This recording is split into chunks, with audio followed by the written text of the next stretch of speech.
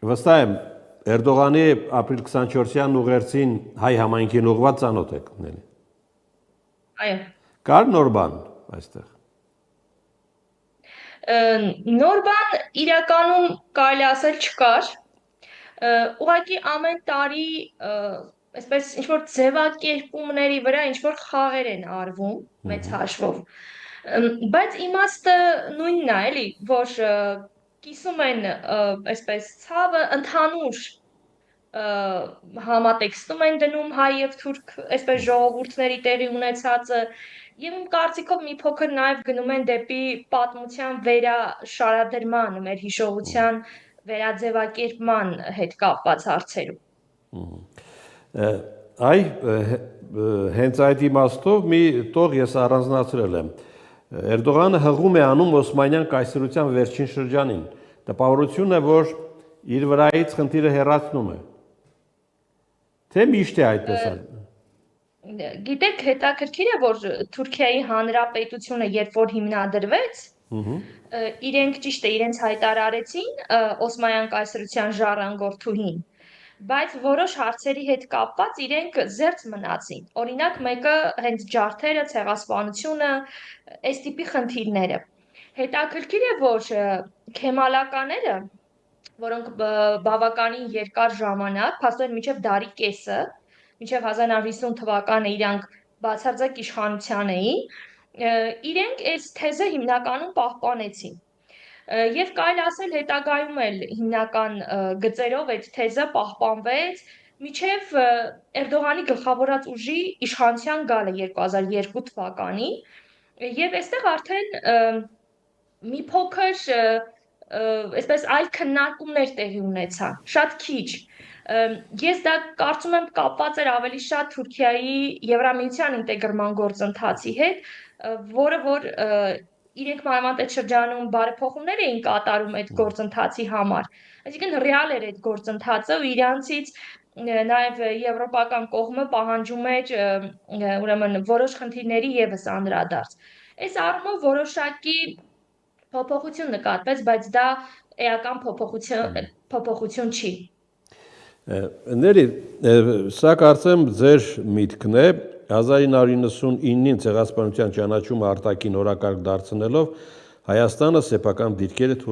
թույլատրել է։ Ճիշտ եմ ասում։ Այո։ Ինչն է թույլատրել։ Տեսեք, ուրեմն երբ որ առաջին նախագահի ժամանակաշրջանում մենք ցեղասպանության խնդիրը չդարձրեցինք արտաքին քաղաքականության գերակայություն, Թուրքիային ոնց որ զերծ պահեցինք, որպեսզի ինքը այդ հարցը ավելի շատ շահարկի եւ դարձնի սակարկման առարկա։ Ճիշտ է, որպես նախապայման իրենք մեզ ներկայացրեցին 90-ականների սկզբի նախապայմաններից մեկը դա էր, չէ՞։ Ցեղասպանությունը ուրեմն պետական մակարդակով չբարձրաձայնել, չհետապնդել ցեղասպանության ճանաչման քաղաքականությունը։ Եվ տեսեք, ուրեմն այս գործընթացում իրականում հայկական կողմը առաջնահերթություն չդարձնելով իրականում փակում էր այդ նախապայմանի կարևորությունը, որտեղ եթե արտաքին քաղաքականության գերակայություն չի, ներողություն, եթե որևէ հայ համայնք նման քայլ է իրականացնում, դա Հայաստան պետության գործը չի էության մեջ։ Բայց երբ որ մենք դա դարձրեցինք արդեն արտաքին քաղաքականության ուրեմն գերակայություն, մենք այստեղ ժամանակի իշխանությունները տվեցին երկու հիմնավորում։ Ուրեմն առաջինը, որ դա ներկայացնելով կստիպեն, որպեսզի Թուրքիան հեռու մնա Լեռնային Ղարաբաղի խնդրից եւ ըստ էության այդ խնդիրը մեջտեղ չբերի Հայաստանի հետ հարաբերությունների կարգավորման գործընթացում, որտեղ իրականում հետագայում ամենակարևոր խնդիրը այսպես դառնում է Լեռնային Ղարաբաղի հակամարտության կարգավորման խնդիրը։ Այստեղ իմ կարծիքով սխալ հաշվարկ եղավ, որովհետեւ ավելի շուտ Թուրքիա պետությանը խորքային առումով չճանաչելու հաշվարկ եղավ, որ մի խնդիրը մի խնդրով Թուրքիան բնականաբար չէր համաձայնի փոխել եւ Լեռնային Ղարաբաղի խնդիրը Թուրքիան ավելի շատ օգտագործում էր գործոն հայ-թուրքական հարաբերություններում եւ ոչ թե դա էր բուն խնդիրը։ Սա մեկ եւ երկրորդ ներդրումների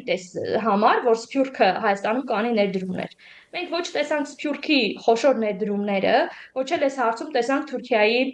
ուրեմն զիջողականությունը։ Փոխարենը Թուրքիային ոնց հնարավորություն տվեցինք իմ դիտարկմամբ, որ